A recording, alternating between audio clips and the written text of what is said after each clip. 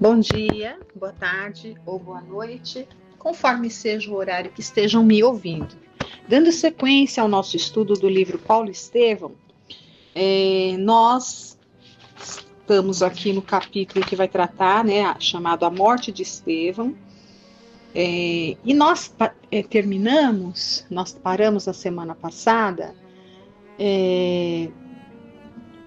quando Saulo, né, após ali aqueles...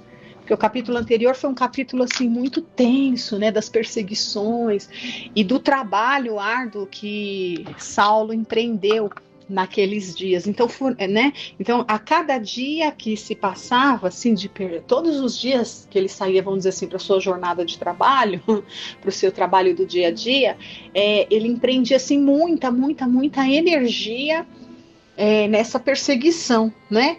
E culminou, né, esse seu ato de trabalho, né, nesse período que ele gastou tanta energia, ele trabalhava o dia inteiro e no final do dia ele ia se retemperar ali na companhia da noiva Abigail, né, visitando-a na casa do casal que havia adotado ela como filha, né, que era Zacarias e Ruth. Então, esse capítulo que nós estamos aqui começa retratando uma dessas noites, né?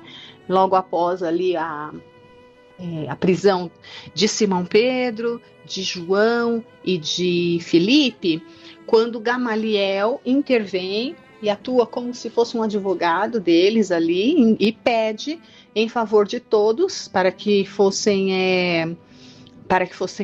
libertados. Ele concorda em relação aos três, né, depois daquela defesa brilhante ali de Gamaliel, mas ele discorda em relação a Estevão. E Gamaliel não podia insistir, até porque Gamaliel já devia um favor a ele em relação a Estevão.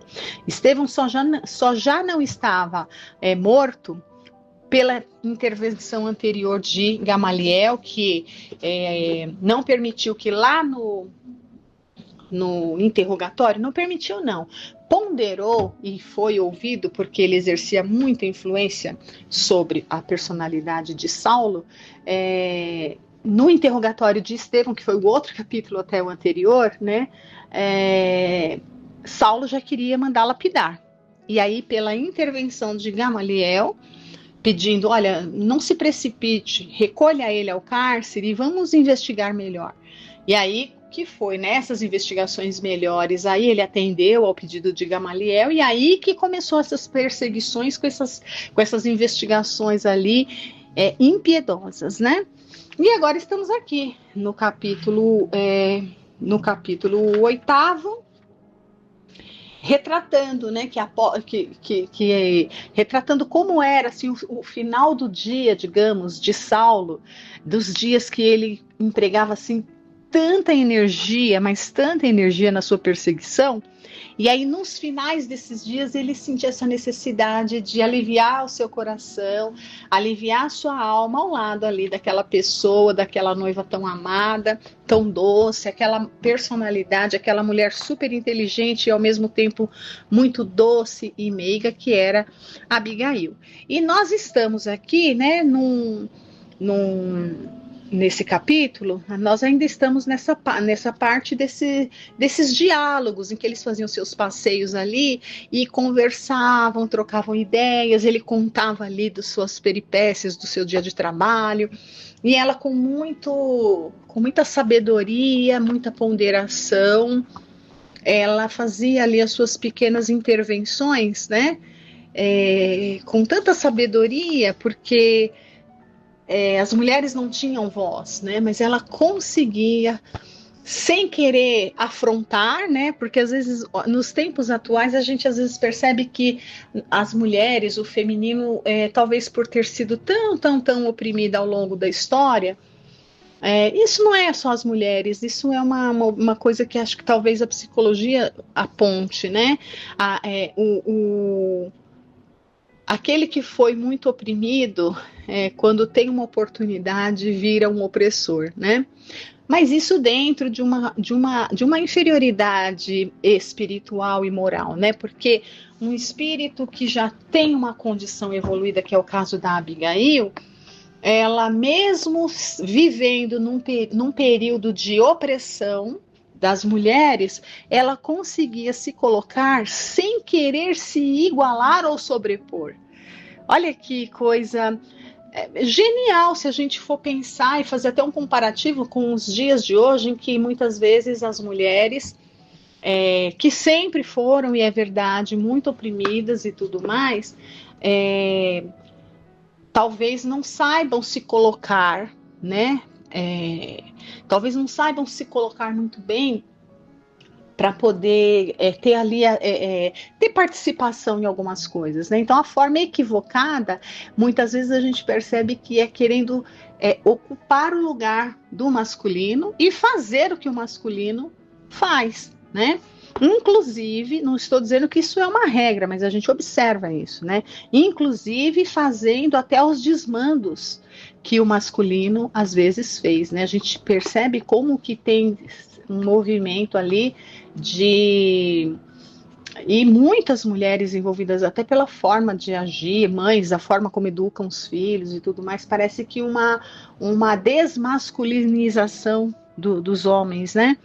Então, a gente precisa pensar, cada um na sua, né, cada um fazendo a sua função, e não que a mulher não possa participar de decisões ou de assuntos, né, que seriam ali da esfera masculina, não é nada disso. Mas veja que tanto que a Abigail conseguia fazer isso nesse período, e de uma forma assim muito doce, sem perder, né, ali aquela sua doçura, sem perder a sua feminilidade e sem perder de vista qual era a sua função dentro de um todo perfeito, né? Óbvio que a gente sabe que nos dias de hoje muitas coisas não são possíveis, mas esses espíritos dessa condição, eles vêm para nos nortear, e dentro da nossa realidade, a gente tem condições de estar observando esses comportamentos e tentar adequar alguma coisa para a nossa realidade, mesmo que a gente precise e devemos, né, ter a nossa vida de pessoas ali produtivas dentro da sociedade, uma vida profissional, enfim, né? Mas não queria nem entrar muito nessa seara, porque o tema não é esse, mas eu penso que não podemos desperdiçar um exemplo feminino como a Abigail e tantos outros que a gente tem aí, né?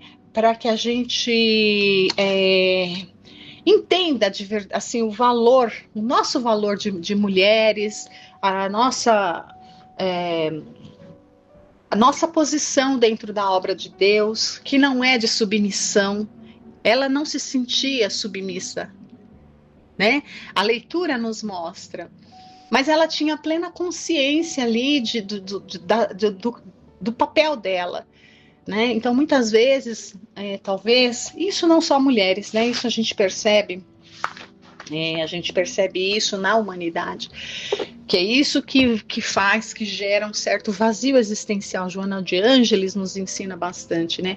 Muitas vezes nós não nos lembramos, e não vamos lembrar mesmo em termos de memória aqui, né? Em termos se a gente não vai trazer a nossa memória da consciência, a gente tanto é que tem o esquecimento do passado, a gente não vai lembrar exatamente o que a gente veio fazer aqui, mas de qualquer forma, o nosso espírito, ele tem ali as suas possibilidades, ele tem os seus recursos, da gente mesmo não lembrando exatamente em nível de consciência o que é que a gente veio fazer aqui com a nossa função aqui, a gente tem formas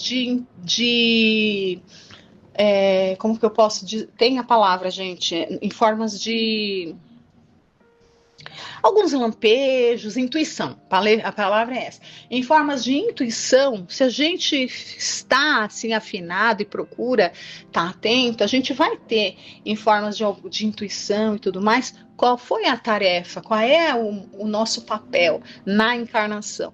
Né? Mas o fato é que quando a gente chega aqui, a gente se absorve muito, muito, muito com as coisas daqui, as coisas da matéria, e esquece de perceber, de observar, de dar atenção, de olhar para dentro e sentir essas intuições, que elas vão falar, olha, você está encarnado para fazer isso, a tua tarefa, né? Você pode fazer tudo o que você quiser no campo material, mas não perca de vista tal coisa. É uma voz interior, é a voz da consciência que vai nos apontar. Mas muitas vezes, por N motivos e mais uma psique ali que já vem cansada de tantas, talvez, subjugações, enfim, tantos conflitos, por vezes a gente se esquece, né, e a gente foca só em uma parte. E como a gente vive um momento que é bem favorável às igualdades e tudo mais, às vezes aquele conteúdo de opressão de tantas encarnações vem à tona com tudo e a gente perde a mão e quer fazer a função do masculino, né? Quando existe a função do masculino, existe a função do feminino. Né? Bom, mas vamos aqui continuar a leitura, senão a gente vai aqui até ocupa os 30 minutos só falando dessas questões, né? Mas aqui, na verdade, é só para a gente pegar a Abigail como um modelo, né? Um modelo do feminino. Ela conseguiu muito bem e não era uma mulher submissa. Talvez pela nossa forma equivocada, né, de entendimento e de compreensão, talvez muitos ou alguns possam achar que sim, mas numa leitura mais atenta e numa abertura de mente, tentando compreender como é que eu vou dizer, um contexto aqui, todo um sentido, né, dessa leitura, que é muito mais do que um romance, como falamos, cada entrelinha aqui é um ensinamento. A gente vai perceber que não. Ela era uma mulher extremamente inteligente, inteligente que eu digo já com desenvolvimento de conhecimento muito grande, espiritual nem se fala. Ela era inteligente e era sábia. E nós vamos continuar vendo isso aqui, né? Então, nessa conversa, semana passada nós paramos. Olha aqui uma coisa que a gente percebe, a sabedoria dela foi o último parágrafo que lemos a semana passada, né? Hoje em dia a gente quer ter razão, a pessoa sábia não quer ter razão, não é? Vamos refletir. O sábio não quer ter razão, porque no momento que ele quer ter razão e ele vai para um embate para provar que ele está com a razão, ele não seria mais sábio, né? Vamos pensar nisso daqui. E aqui, no momento dessa conversa, a gente parou bem no momento assim. Ela dá a opinião dela, sem ficar falando, né, de igual para igual, ali e tal, não sei o quê.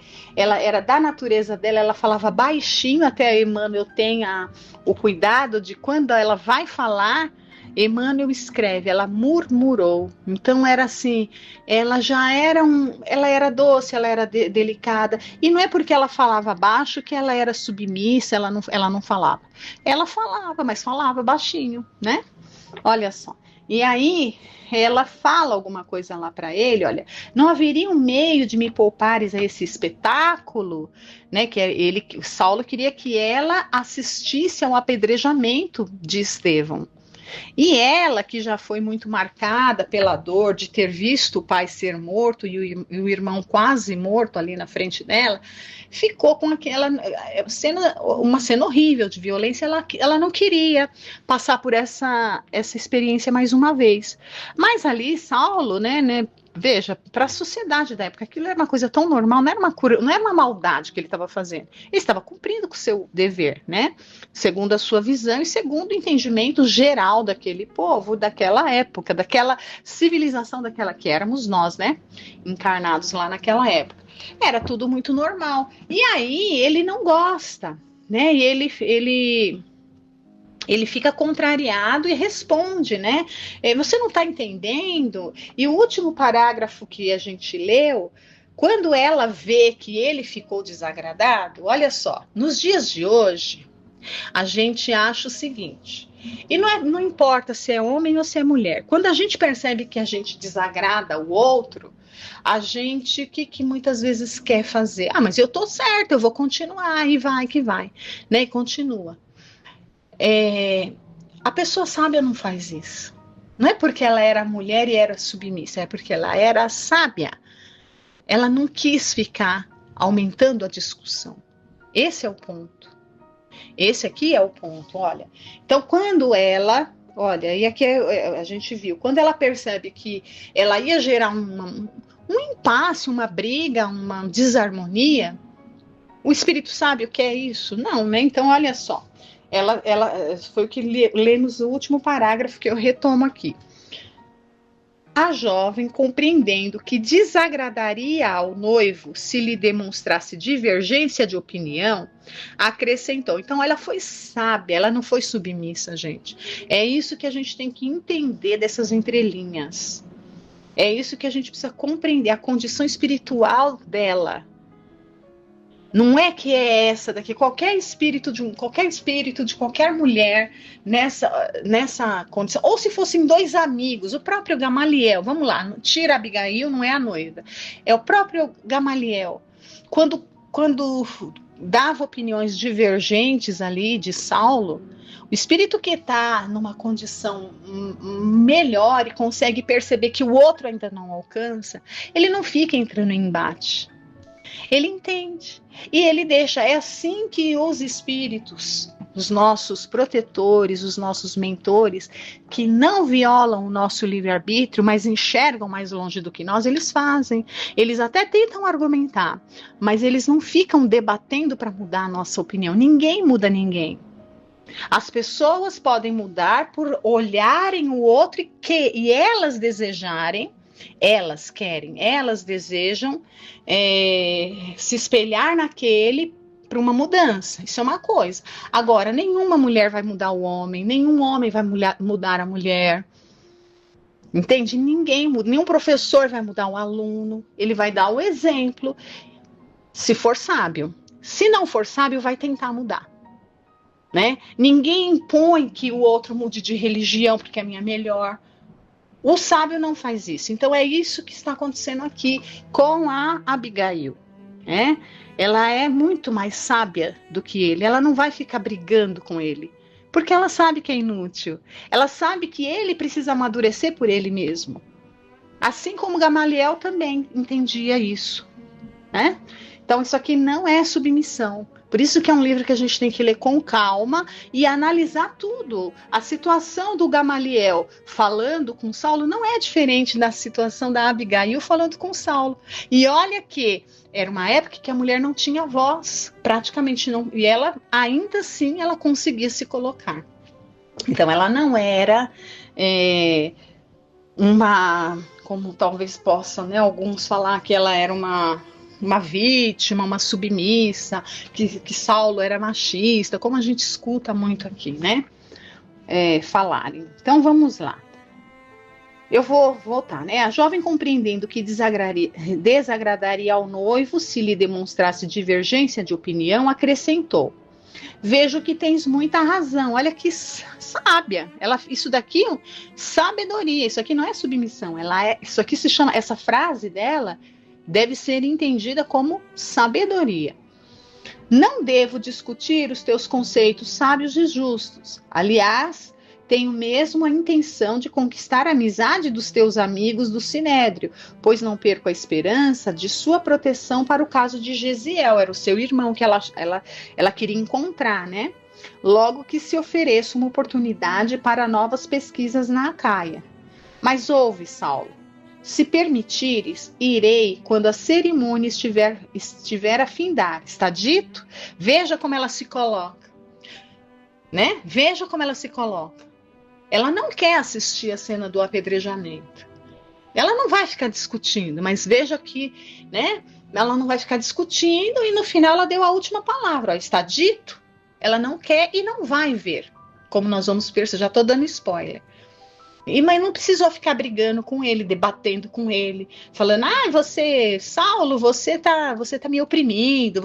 Não precisou. A sabedoria, ela soube conduzir a situação com sabedoria. A mulher sábia edifica o seu lar. Parece que tem uma frase que diz isso, não é? Vamos lá.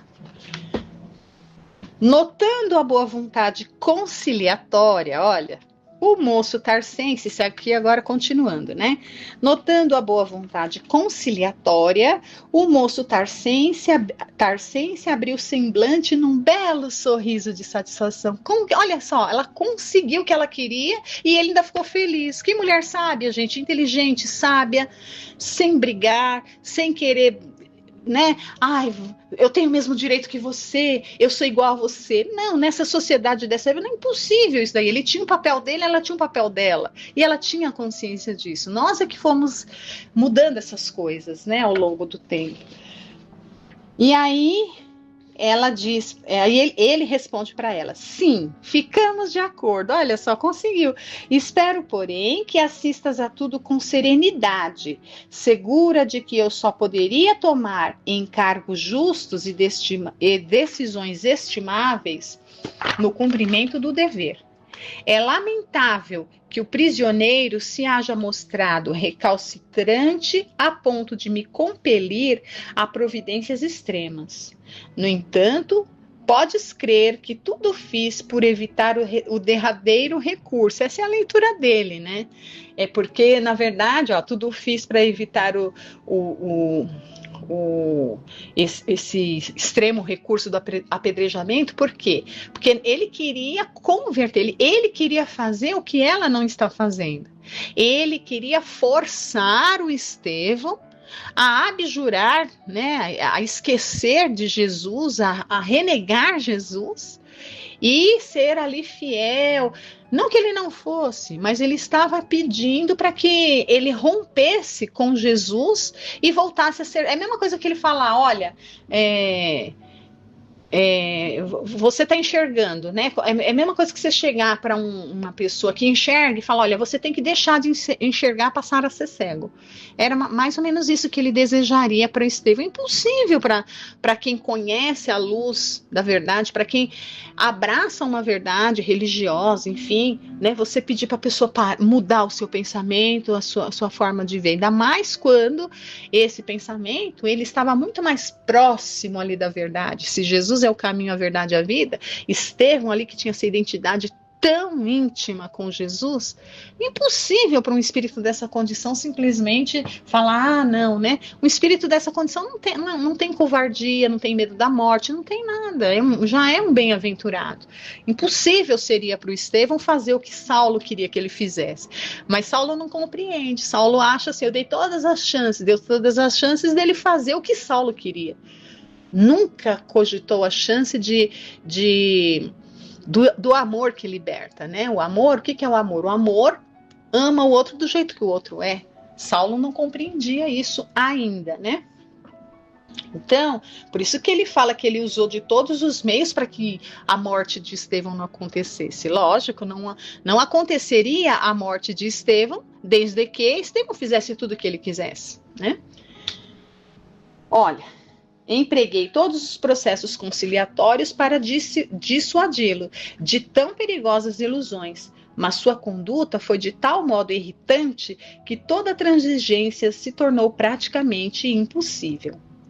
Trocaram-se ainda por longo tempo impressões afetuosas que a noite amiga guardava, solicitamente sob o manto luminoso das estrelas. Eram juras cariciosas de um amor imortal ante a bênção de Deus, tomada como objeto mais alto dos seus santificados pensamentos, projetos e esperanças do futuro. Então, assim, tirando esse temperamento de Saulo e essa postura dele em relação a Jesus, né? Ele, como um filho de Deus, era exemplar, como um dos poucos ali que acreditavam em Deus, ele era exemplar, tanto que assim, aquele casamento, se tivesse acontecido, era um casamento como a gente viu ali nos primeiros capítulos, né, dessa obra, era um casamento que eles projetavam viver ali totalmente de acordo com as leis de Deus, que para eles era traduzido como as leis de Moisés, né? As leis mosaicas. Era tarde quando Saulo se despediu, regressando a Jerusalém de alma feliz. Então ele voltava todo feliz, né? Daí a dias, Abigail, em companhia do noivo e da irmã, demandou a cidade cujo perfil interessante apresentava novos quadros para os seus olhos.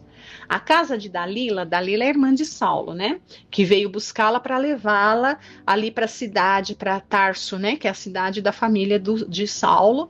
Era ali que acho que aconteceu o apedrejamento. E era assim que ele queria apresentá-la para a sociedade, para os seus amigos, para sua família, para todo mundo.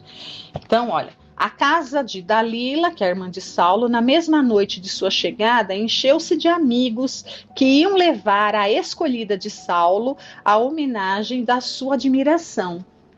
A jovem de Corinto a todos seduzia por seus dotes naturais, aliados à sólida e bem cuidada formação de espírito. Veja, olha a condição espiritual dela.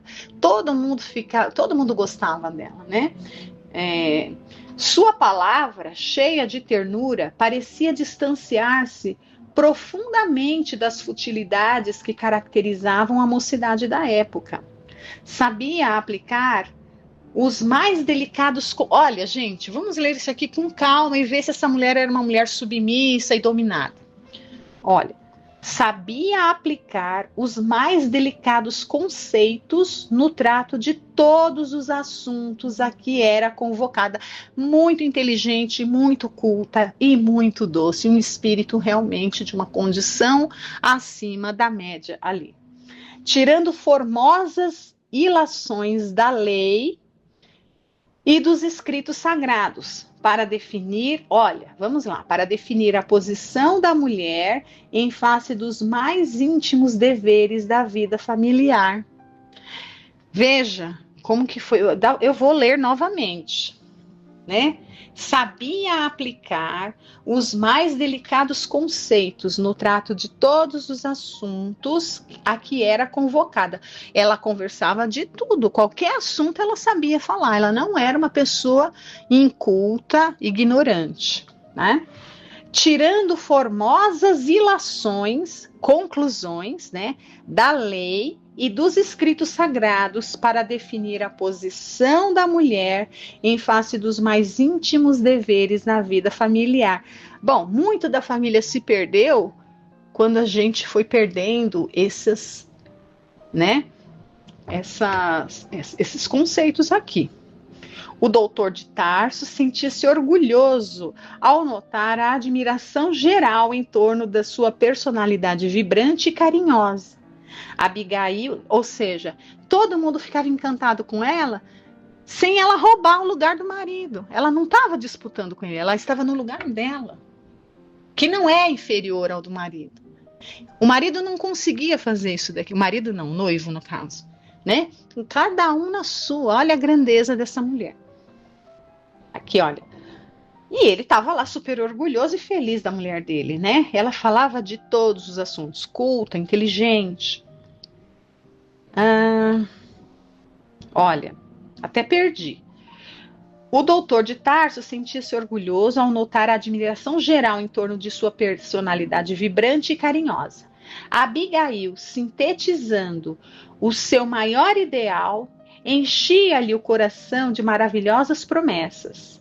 A surpresa dos amigos que o felicitavam com o olhar punha-lhe na alma ardente um júbilo novo. Então ele estava muito feliz, né? O dia seguinte rompeu claro e lindo.